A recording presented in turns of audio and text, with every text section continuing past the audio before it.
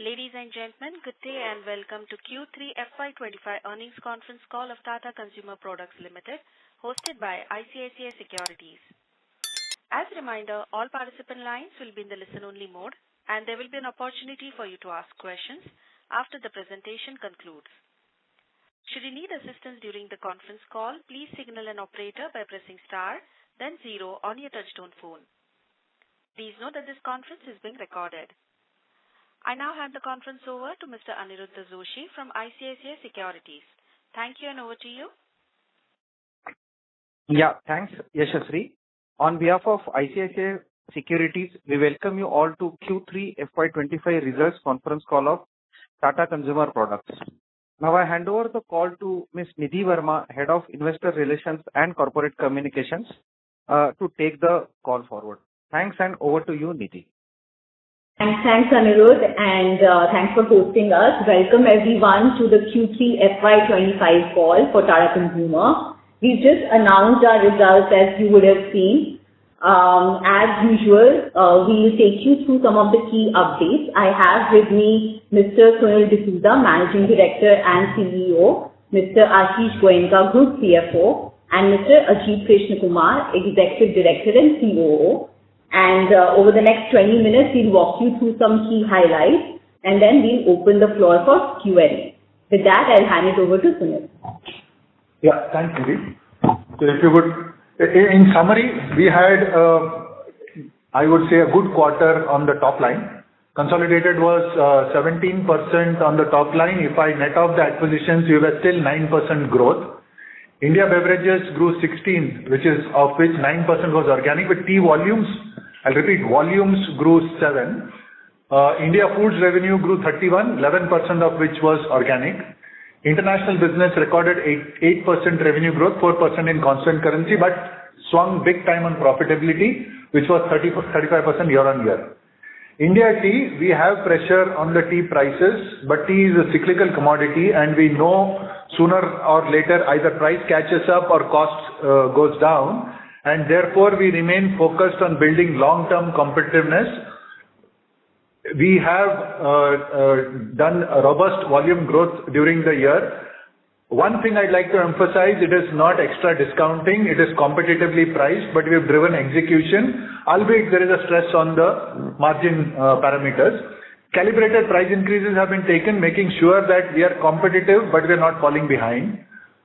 Salt delivered a strong quarter. Traditionally, when we have taken up prices, volumes have been negative. This time around, we managed to grow even on the volume front, and market share has continued to go from strength to strength, another quarter of 110 bips MAT share gain. Sampann continued strong performance with 23% growth. YTD is now 28, is the ballpark of the 30, which we talk about Sampann.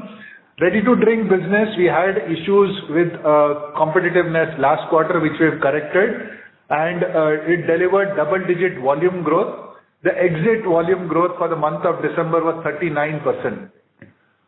Capital Foods and Organic continue to build momentum, and we expect Q4 to have very good acceleration from here on. Consolidated EBITDA was flat, primarily as a result of the tea margin pressure. Assuming India tea margins were at the Q3 FY24 level, our overall EBITDA margin for the quarter would have expanded at least 75 to 100 bps. Also, we made progress on building our sustainability credentials with improvements in the DJSI and Sustainalytics scores. Very quickly, 16% revenue growth in beverages, 31% foods, international 8, constant currency 4. Non-branded had another strong quarter of 9% revenue growth, all in 17%, organic growth of 9. For the 9 months, again, revenue growth of 8% in India beverages, 2% is organic. Remember, for the first 2 quarters, tea was under a little bit of pressure on the top line front. India foods was 11% organic, total 30% growth, international 8, non-branded 20, all in 15% top line, of which 8 is organic. 4,444 crores of top line. EBITDA came in flat versus last year. Profit before tax, before exceptional was a negative 20%. Group net close to 287 crores, and now after the rights issue, we are now starting to spin in cash again, so we have 880 crores on the books.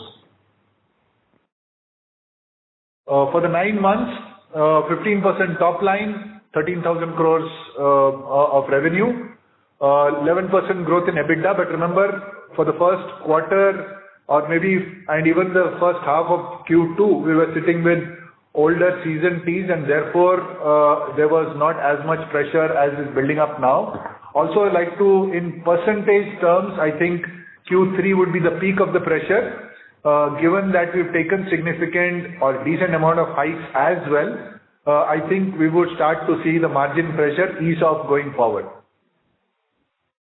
So again, strategic priorities, very quickly, we had defined 6 set of strategic priorities, minor tweaks to that.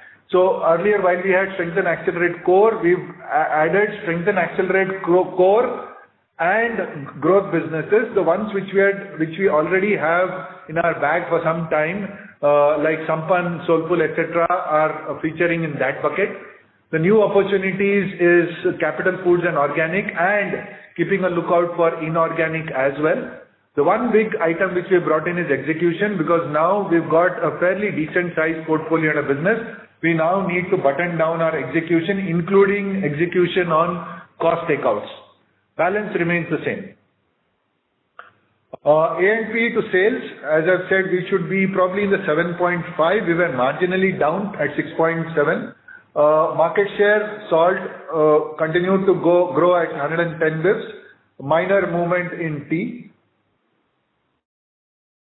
We have guided for 30% of our businesses being growth businesses, growing at 30%. We grew at 89%, and now they will contribute to 27% of our portfolio.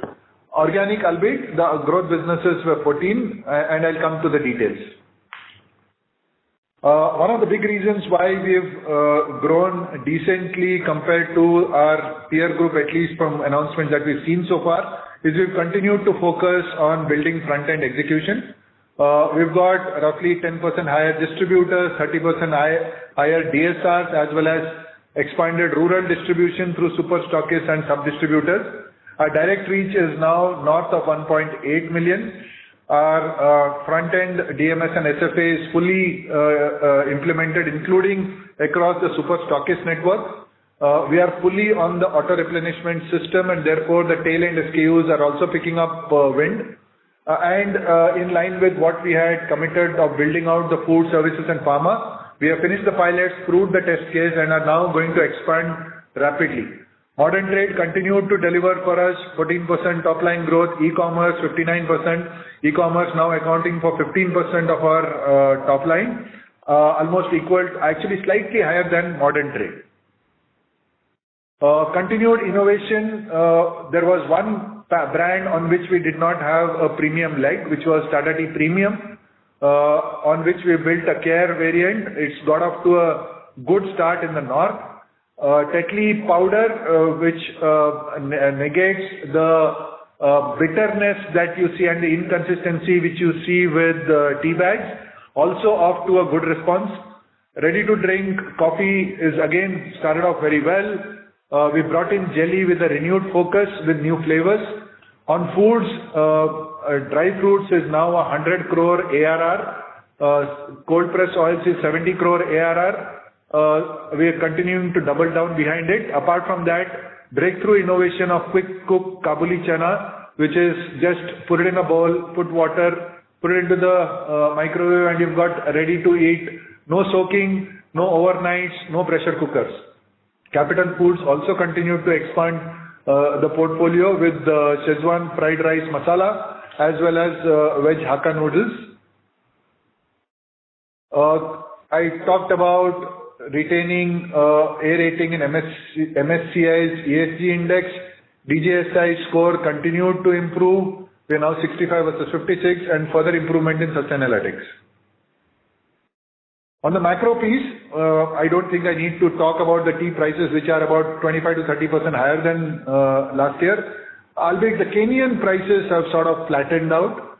Coffee, your guess is as good as mine as to where is this graph going. It is now, 40-50-year high in terms of prices. So we just got to keep reacting to this pricing. In terms of business, packaged beverages, India volume up 7, net revenue up 10, marginal movement on market share. Coffee grew 28%, and like I said, we've taken calibrated price increases across the tea portfolio, probably compensated for about 40% of the tea price increase. The 60% is still out there. Next. We had a 1% volume growth in salt. Overall, foods organic revenue growth of 11%, 31% when I include the acquisitions. Market share continued to grow from strength to strength. Sampann had a strong quarter with 23%, YTD 28%. Value-added salts continued to outpace everything, growing at 31%. And I talked about dry fruits and cold-pressed oil. A ready-to-drink portfolio, I'd point you to the left side graph where we had said that we will bring the trajectory back. Volume grew 39% for the month of December. Yes, value was slightly down because we have re-indexed our pricing to be competitive in the market. 14% volume growth for the quarter, close to 160 crores of revenue. Most importantly, Tata Copper, which is not at the focus of the entire competitive actions, continued to do well with a 21% top line growth. Capital Foods and Organic India, trajectory in the right direction, albeit this quarter was, I would say, more of stabilization from where we had. You will probably see the next jump coming in Q4 as we roll out the food service, pharma, and the innovation portfolio as we go forward. Combined gross margin of 47% in the ballpark of where we had said it will be. Non-branded business, strong revenue growth of 8%. Soluble business grew 2%, primarily driven by the very, very high inflation that we're seeing on the coffee space. EBIT margin was very, very strong, expanding 180 basis points year-on-year. Starbucks, improving quarter-on-quarter. Same-store sales growth better than where it was last quarter. Now we are in 473 stores, having opened 16 more stores for the quarter in 4 more cities. Now we are present in 74 cities. UK, we continue to deliver strong performance, strong number 2 share, Goodar. Remember, UK, the growth is happening in fruit and herbal and specialty, and we are focused on that. Apart from the tea pigs, now we are also finding tailwind behind Goodar, which is now entered into Tesco. Fruit and herbal market share now 10%. We are the number 2 tea player in the UK. USA, after a couple of quarters of pressure, now back to performance. 5% growth on revenue for coffee, 4% on tea, and market share, at least for the last 2 months, has started to trend up. Canada, after a bit of hiccup last quarter as we implemented our Andromeda packs, which is our most sustainable packs from the UK. Now back, revenue growth of +5. Specialty tea grew up 21% and market share overall. Remember, black tea we are close to 50. Overall market share for tea is about 27%. We are the number 1 player in Canada. Financial, Ashish, up to you. Thanks, Sunil. Good evening, everyone. I'll focus primarily on the consolidated financials. As Sunil mentioned, at a consolidated level, our top line grew 17%. On an underlying basis, that represents a 9% growth. Growth was fairly broad-based across our businesses and across geography. India reported growth 23%, organic growth of 10%, led by very impressive performances in tea and salt. International continued its good run with a 4% top line growth, and non-branded, we saw buoyancy continued because of the inflated coffee prices. So overall, a good 17% growth for the quarter. EBITDA margins were flat versus last year, primarily on account of the impact in India of tea costs. The business continues to improve and expand margins.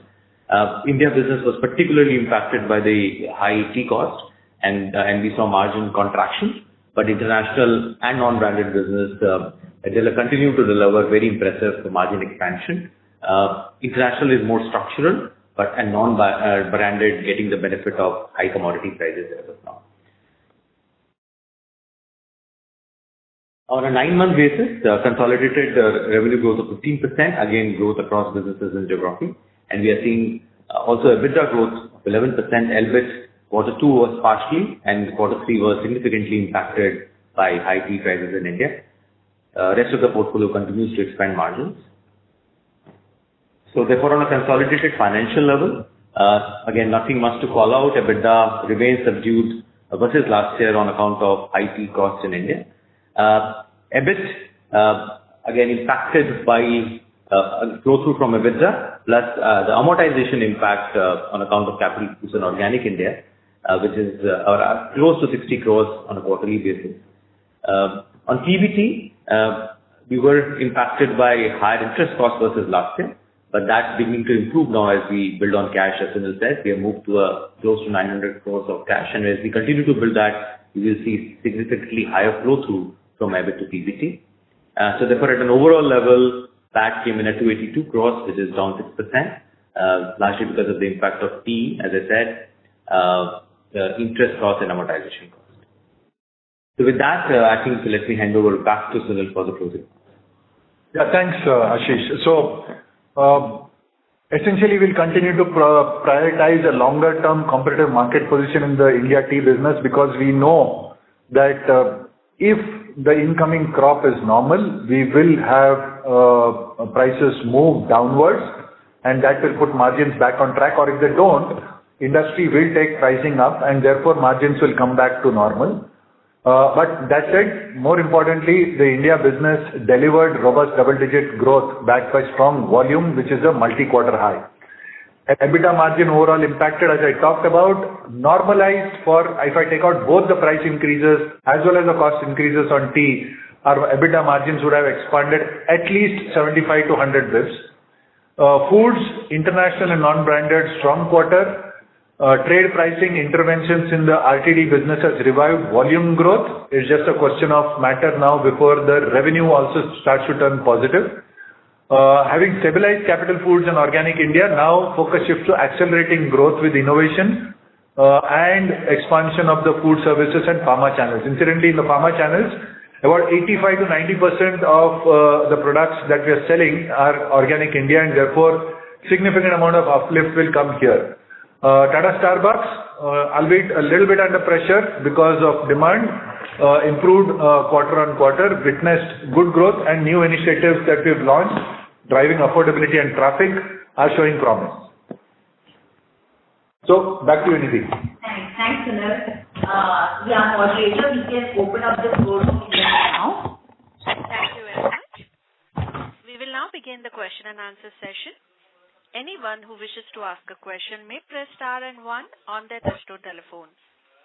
If you wish to remove yourself from the question queue, you may press star and 2. Participants are requested to use handsets while asking a question. Ladies and gentlemen, we will wait for a moment while the question queue assembles. We'll take our first question from the line of Arnab Mitra from Goldman Sachs. Please go ahead. Yeah, hi team. Thanks for taking my question. My first question actually was on tea margins. If you could just help us understand over the next 2-3 quarters till the next crop comes in, what do you expect the tea margins to do in terms of year-on-year impact? And do you think the industry will take sequential pricing, or do you wait for the next crop where if it doesn't, as you rightly said, if it doesn't come off, their pricing would happen then? So let me answer your second part of your question first. I can't second guess the industry. All I can promise you that I will remain competitive. I will drive volume and value growth. Yeah, that's number one. Number two, like I said, the brunt of the price increases was felt in this quarter. As we go forward, because of the past pricing that we have taken, yeah, tea cost, input cost is not going to change. But some of the pricing which you've taken towards the later half of the last quarter is going to, and some of which will take now will start to flow through, and therefore it will get eased out, but it will remain under pressure. we do expect this pressure to continue till probably end of Q1, early Q2, till the new flush comes in, assuming that it will be normal. But so normative margins which the industry has operated at, we are roughly off by at least 60% of that. So I do expect either price increases in case the tea costs don't change, or tea cost goes down and therefore, I mean, we get a little bit of more breathing space. But Ashish, would you want to add anything? No, nothing further to add. As Sunil said, we will see, I think, some pressure over the next 2 quarters, albeit the maximum delta was this quarter, so it should start easing over the next 2 quarters. But since there are no fresh teas available, I think that input costs are pretty much locked in for the next 2 quarters. So a large part of it would depend on how the market prices move and B, how the tea season opens up. Sure, thanks. That's very helpful. My second question was on the RTD business. You've seen a good improvement here with the changes or the actions you've taken. Wanted to understand, is the competitive environment here stable? Are you seeing further intensity from some of the new entrants? And do you think what you've done is sufficient to get you back to revenue growth, let's say a few quarters down the line, as you see it? So here's a couple of things on the RTD business, right? The reason why we are in the cups business at rupees 10 is because the unit economics work. I'm not sure, at least I don't fathom and I can't understand how unit economics will work in any other package with a large capex and large freight, right? And therefore, I remain convinced that we've got to stick to our strategy and continue to execute. Now, beyond 10 rupees, I mean, if you expect competitors to really go below that and say more aggressive, it's possible. I'm not sure that will happen. So we are geared for the long haul to fight the battle at 10 rupees and move the business into profitability, and we will do that. Got it. Understood. And my last question was just on the international and the non-branded business. While year-on-year margins are up a lot, it's slightly tapered off sequentially. Do you expect at least the non-branded business to now start moderating, or do you expect in the near term margins to remain healthy in both of these? If you can tell me where coffee prices are going to go, I can promise you where I have to tell you the margins. The whole problem is every time we think that we hit a peak and therefore we're going to contract, it takes another big leap, right? So the only pressure point on the non-branded business is at some point there is going to be an impact on the demand, and that is going to flow through, and that should be the trigger for pricing. You're right, coffee prices 5,400 and $3.5, right? Robusta and Arabica. These are 50-year highs. Not sure, I mean, where it is going from here. We remain very, very cautious on the inventory front, not wanting to be too long on the commodity. Sure, thanks. That's it from my side. All the best. Thank you. Thanks. We'll take our next question from the line of Abneesh Roy from Nuvama. Please go ahead. Yeah, my first question is a follow-up on tea. So normally we see, Sunil, that whenever sharp raw material inflation happens in any commodity of 25-30%, say, which is very sharp, FMCG sector takes price hike in 2 tranches. So now, why would you rule out one more price hike? Because we are talking about Q4 being soft. It may improve versus Q3. Q1 also being soft, and Q2 almost also getting impacted. So it's almost 3 quarters. So is it fair to rule out one more round of price hike, given it's largely a 2-player market? There are multiple local players. But what is preventing one more round of hike, given 2-3 quarters of pain is there? Abneesh, you're absolutely right. So 2-3 things I would say, right? At 25-30% price hike, the one thing different from the past is this has happened gradually, I think from August to October, November. So the local players have had time to adapt to the new prices and therefore not being starved of working capital overnight. So that's number one. And therefore you've not seen the spikes of market share that you saw during the COVID times. A. B is, nothing prevents industry providing every player is rational and wanting to take up price. Let me just say, in markets where we think we can lead with price, we have already led with price and will continue to lead. It's not necessary to, I'm willing to take it 5 times. right? But I am not willing to go too much ahead and leave a gap which competitors can exploit. So one follow-up here. So would you say that market share gain versus local players is something a bit difficult in the near term, given what you mentioned, staggered impact? I am not mentioning against the other large player, because I think both can do well. My question is more on the local players. Is there an opportunity next 2 quarters to see a real market share? See, let's ignore the Nielsen market share. Is there an opportunity to gain market share in the real term?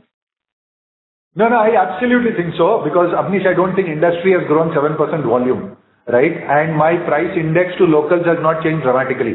But as prices have gone up, I think slowly the oxygen is getting thinner. So I would definitely say market share will go up. Sure, that's helpful. My second question is on Sampann and Salt. So Salt, low single digit volume growth, and Sampann Q3 growth is lower than the H1 growth. Now both are big premium players definitely versus rivals, and urban slowdown is there. Sampann clearly is a urban business. So given the urban slowdown, how do you see volume growth in Salt, where you are a premium player, and Sampann, where clearly you are a urban player? So Abneesh, number one, urban slowdown, I think I am probably seeing a different picture than everyone else. If you do not count modern trade and e-commerce and only count general trade, my urban growth is low single digits. Rural growth is close to double digits. If I add back modern trade, which is primarily urban, and e-commerce, including quick commerce, which is primarily urban, then my urban growth also is close to double digits. Yeah, I am not getting P growth of 7% if urban doesn't grow as much. Now the point about Salt, very clearly, historically, as I said, when earlier we have taken price increases, for at least 1 quarter, we've had negative volumes as trade has downstopped.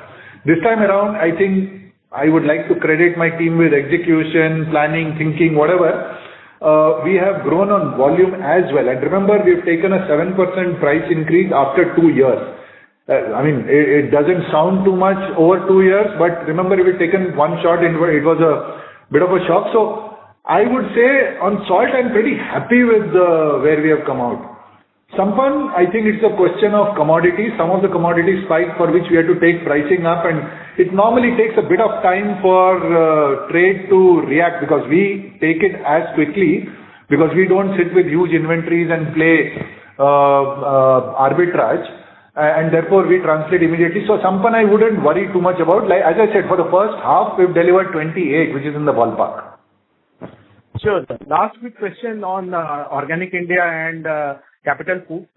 So first is what has not worked till now, because we have seen in other companies, in other categories, distribution change happens and it becomes counterproductive. In your case, you have pointed a lot of things which have worked, and Q3 is stable versus 2 sequentially. But if you could tell us what has not worked, both in terms of margins and distribution, and given urban slowdown and on the other side, pharma outlet expansion, FY26, how does it look? Could you give us some clarity? I'm not asking about numbers, because given current scenario, but if you could discuss on a holistic basis, where are we in these 2 businesses? Yeah. So, okay. So we've had a lot of learnings through the last, I would say, 2 quarters, right? Number one, as we took over the businesses, there was a bit of softness, simply because the team which was selling knew that they were going to sell the businesses and they were going to move away, right? So from that perspective, I think execution slipped a bit in the market. So we had to bring it up to that level and then improve from there on. So that's number one. Number two, categories like frozen. We have never handled frozen, and we have never done exports. And we've never done exports and frozen with a place where we had to drive the agenda for the international retailer like a Patel Brothers or a Mustafa or a Sabrini, right? So that took us a bit of time. So we probably lost a quarter on that piece. Number two was in categories like ginger garlic paste, where commodity price moves rapidly, making sure that we built a playbook with 10 recipes to adapt to the conditions. That was the number two. Number three, the fact that there was a active channel which catered to all the street vendors for chili sauces, etc. We needed to figure that piece out. We had factored in food services to be a faster growth. I think by the time we set it up, recruited and set it up, it took in a little bit of more time than what we expected. That was on the capital foods front.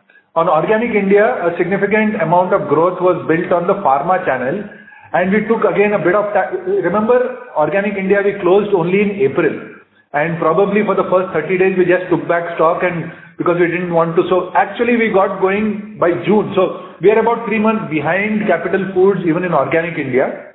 There again, because the team was moving on, they had moved on. Organic India, let me say my single biggest learning was while we had 2x, or actually not 2, we have 5x of where they were in terms of expansion, in terms of outlet distribution. I think the big learning was we need to go with those big outlets for massive depth. And therefore, we are now going to go after a very specific set of outlets, build displays, build promoters, build sampling, build consumer education out there, and rapidly expand the pharma channel. Food services, we piloted in 2 cities. We are going to be in 16 next year. We are already in the phase of rolling out to 16. Pharma, we piloted in 10 cities. We are going to be in 40 next year. So you are going to see a substantial jump shift, I would say, at least in the next 90 days, if not the next 30, 60 days. One more last thing was innovation, right? By the time we figured out, at least it took us 3 to 4 months to understand the categories, understand the consumer, what are the big gaps, where can we bring value to the table. So I think you've started to see the start of innovation. I think you'll see some rapid stuff coming in the next probably 1 to 2 quarters. So thanks for the candid answer. That's all from me. Thank you. Thank you. We'll take our next question from the line of Aditya Soman from CLSA. Please go ahead.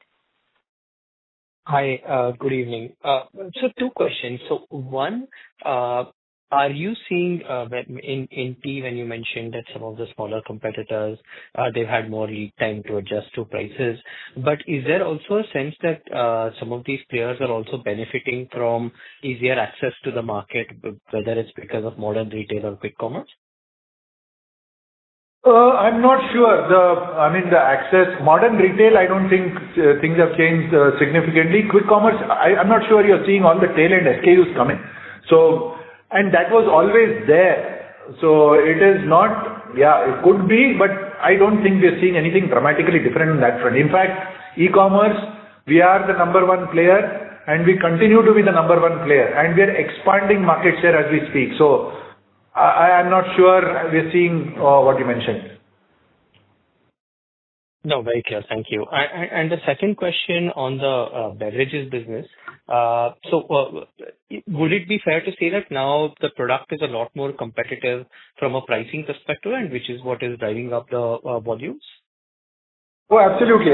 So if I divide the ready-to-drink business, there are 3 parts of the business, right? Himalayan was unaffected. It's on a different planet, if I may, in terms of image, premium, type of outlet, etc. That's number 1. So number 2 was Tata Copper Plus, which we showed you the revenue growth of 18%.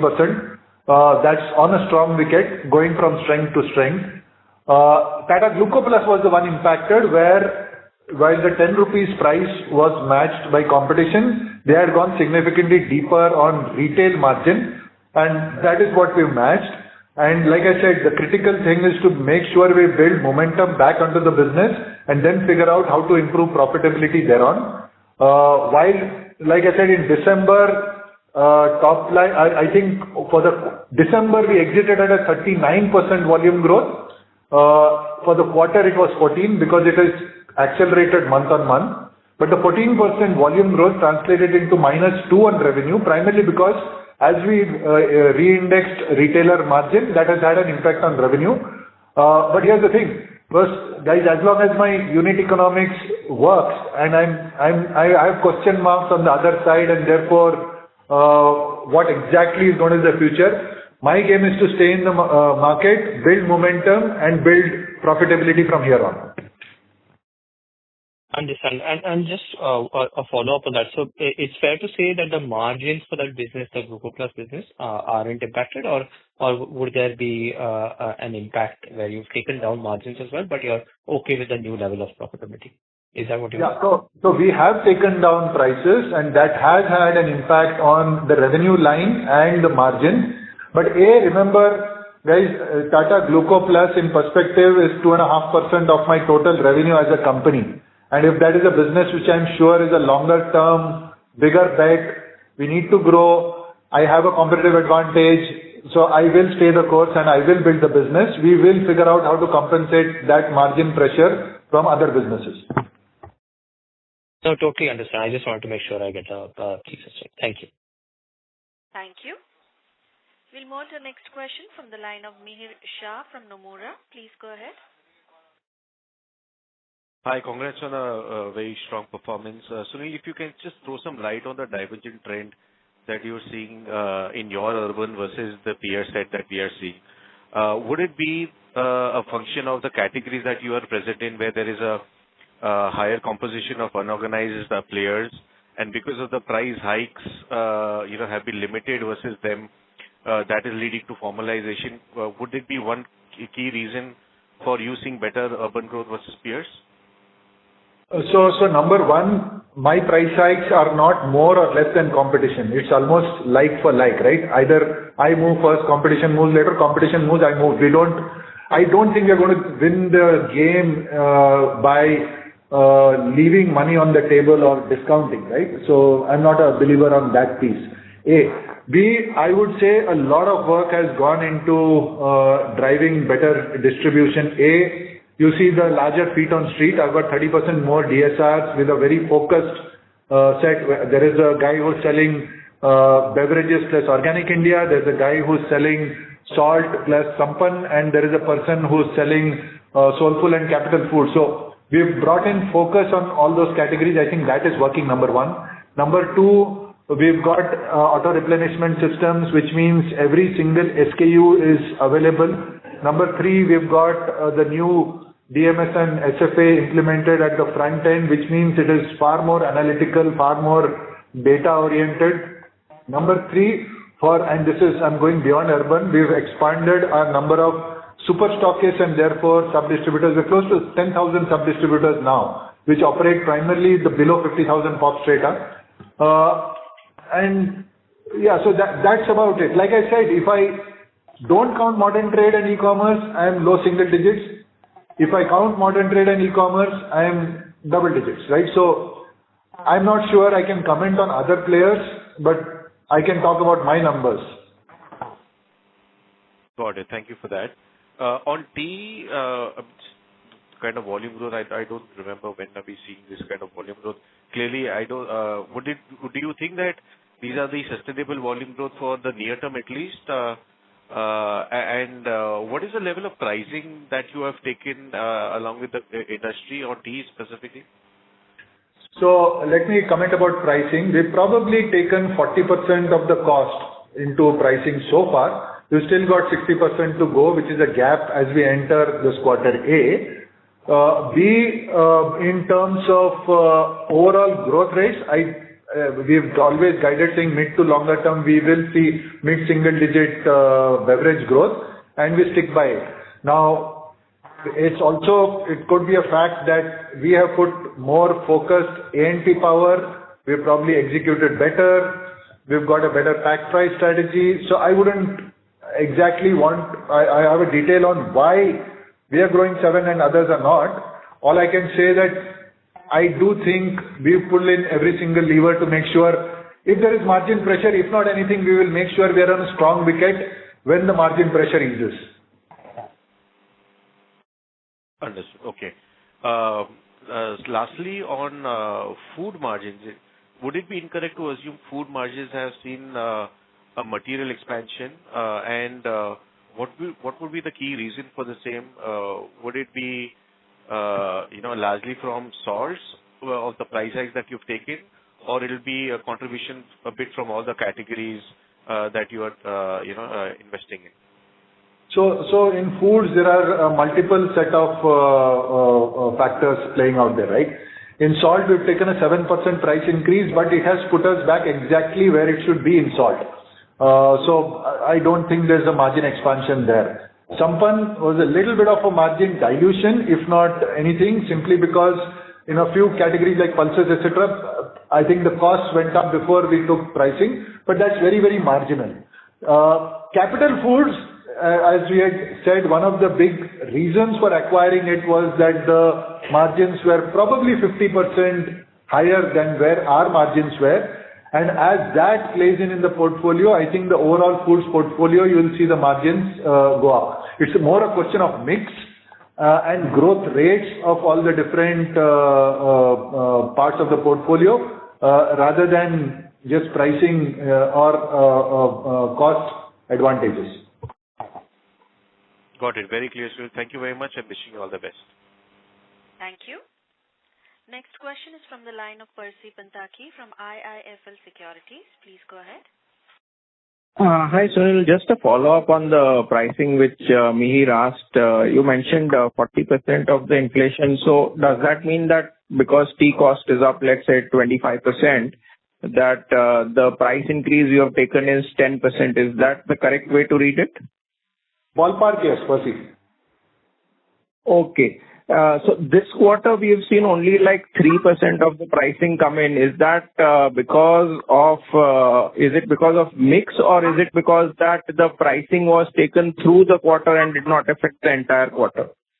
So there were two impacts, Percy. One, of course, the full impact of the price increases will flow into the next quarter. But also there is a adverse mix playing out because of, and given the dynamics in the tea category currently, of course, while we have seen growth across the portfolio, the economy and popular is growing faster than the premium segment. So there is also a function of mix.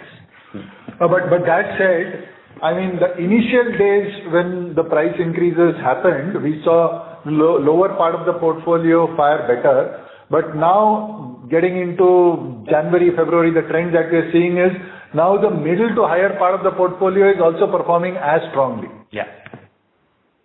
Understood.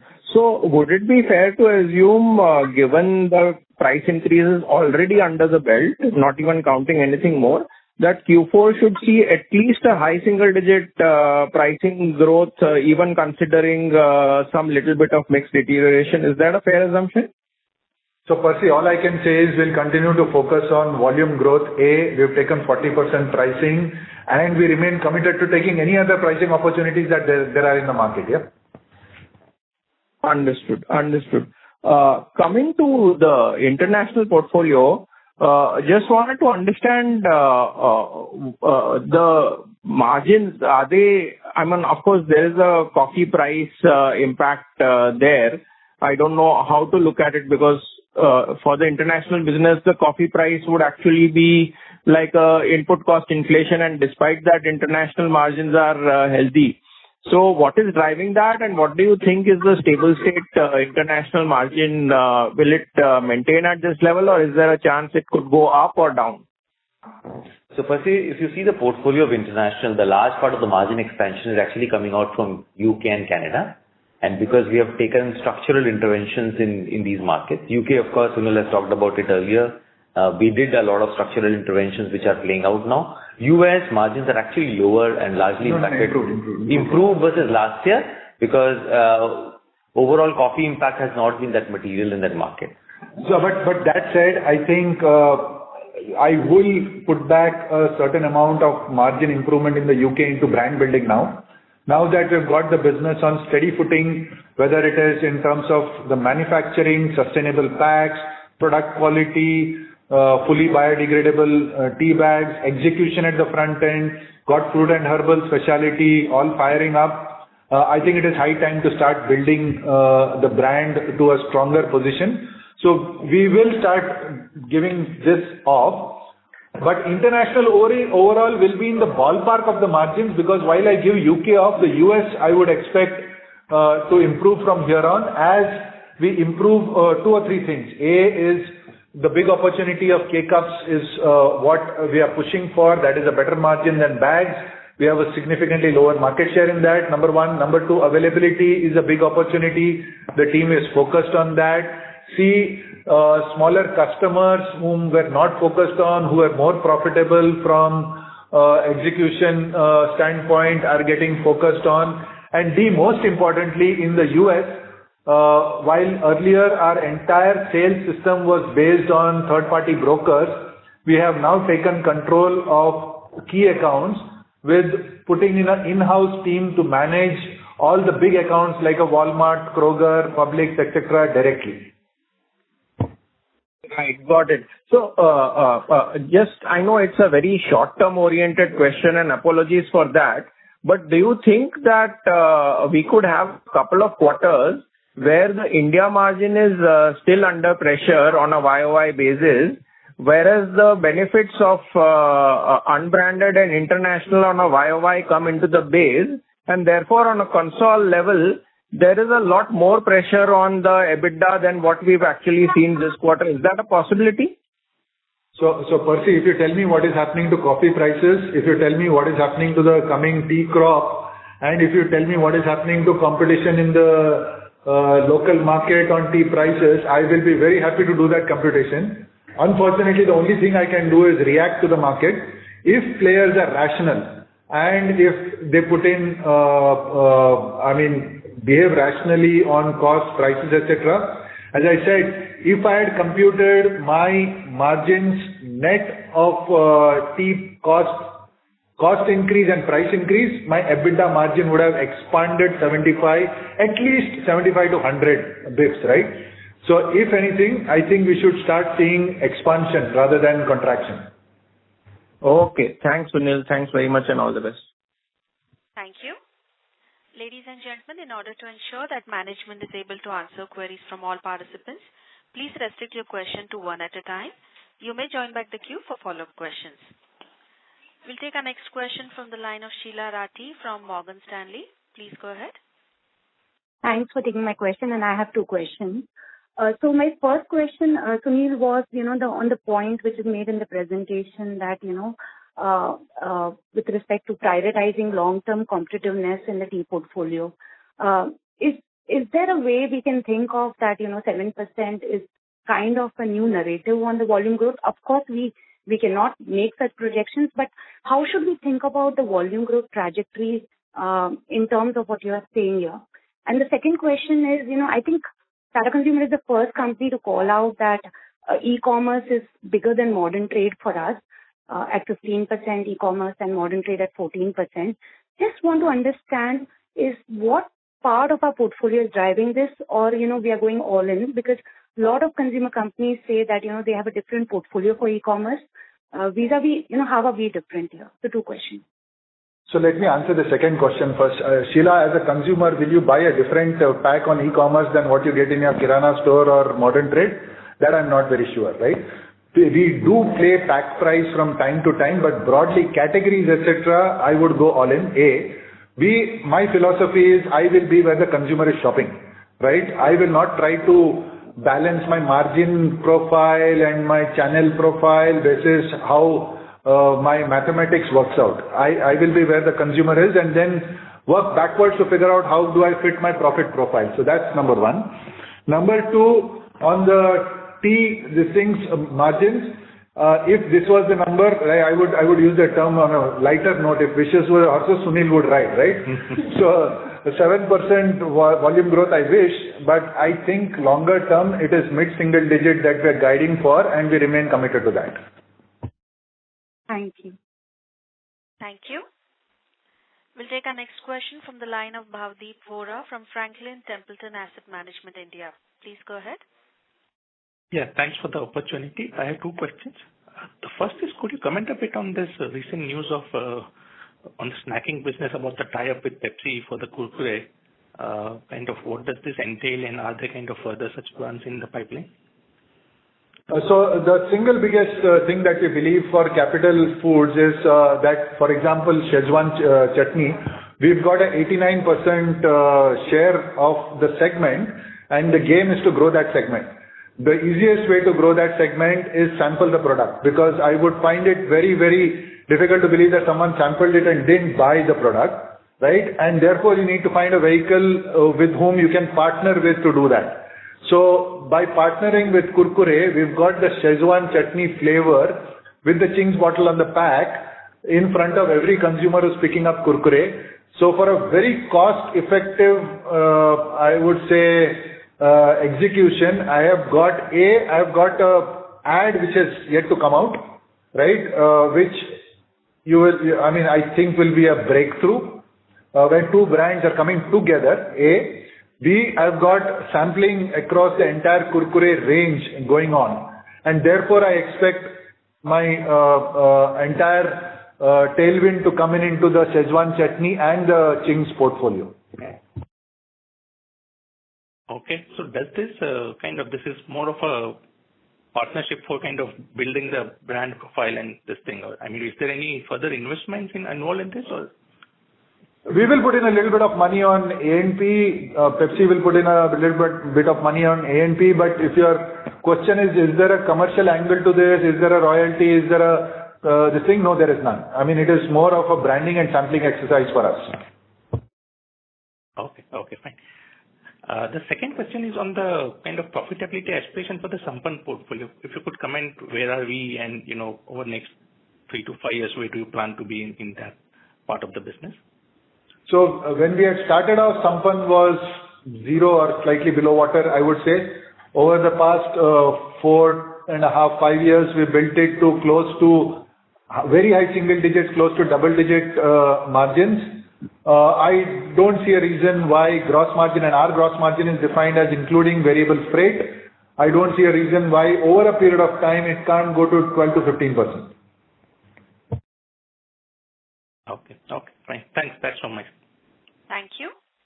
We'll take our next question from the line of Jitendra Arora from ICICI Prudential Life Insurance Company. Please go ahead. Hi, Sunil. Thanks for taking the question. Just wanted your qualitative comments on how are market shares panning out across channels, especially in quick commerce versus, let's say, GT right now. So I liked Abnish's comment on Nielsen market share, right? So if you're asking for Nielsen market share, I would say compared to last December, we've narrowed our share gap in GT. In modern trade, we remain constant, and in e-commerce, which is the fastest growing channel, we continue to maintain our market share, number one position. Incidentally, Nielsen doesn't put e-commerce into its market share calculation as well, right? Though they give you a market share on e-com, but when they report it, they only add modern trade and modern trade and GT, don't put in e-com at all. Okay. But basis your own assessments, given that you'll be getting that feedback with an e-commerce companies, how do you think they are? If you want to comment again. I wouldn't comment on specific things. All I can say is while I reported close to double-digit value growth, I think my closest competitor said low single-digit value growth. Thank you. Thank you. Next question is from the line of Lokesh Gusain from BOB Capital Markets. Please go ahead. Hi, thanks. So my question is on tea pricing. So you mentioned 40% of the 25% inflation is through. So is that the net pricing inclusive of the mix impact, or is that the list, pricing across the portfolio? This is net including all the mix impact. Understood. Thank you. Thank you. Moderator, can we go to the webcast for maybe one last question, please? I'll just read it out. Yeah. There is a question from Jay Doshi at Kotak. He's asking, is the full benefit of split route implementation now reflecting in your numbers? And maybe first answer that.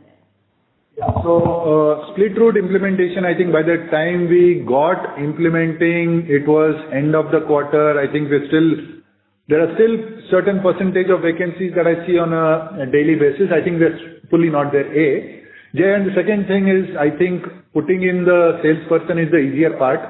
Getting the confidence of the retailers, getting the product knowledge up, building the relationship, and making sure execution happens at the front end is going to take time. So I would say it will only build up from here. Yeah. The second question is, has sales and distribution now geared up, and is the demand environment conducive for 25% growth in capital foods and organic India? So Jay, I wouldn't comment on the demand environment because I do think both capital foods and organic India are small. And the runway remains huge. So irrespective of demand, I think we should have significant growth. And therefore, what is our code to grow? A, understanding the categories completely. B, making sure that we have enough innovation to make sure we are leveraging the brands and powering them. And C, making sure that we build out the new channels that are required to make them grow, a la the pharma channel for organic India or the food services for capital foods. And the other thing is building the brands into stronger places. So I do think the growth rate is achievable irrespective of the demand environment, from the simple fact that you've got a long way to go. Thank you. Ladies and gentlemen, we'll take that as the last question for today. I would now like to hand the conference over to Ms. Nidhi for closing comments. Over to you. Thanks everyone for joining, and I understand due to paucity of time, perhaps we haven't been able to address everyone's questions. So you can reach out to us for any remaining questions. On behalf of the management, I want to thank you all and thank you ICICI Securities. Thank you. On behalf of ICICI Securities, that concludes this conference. Thank you for joining us, and you may now disconnect your lines.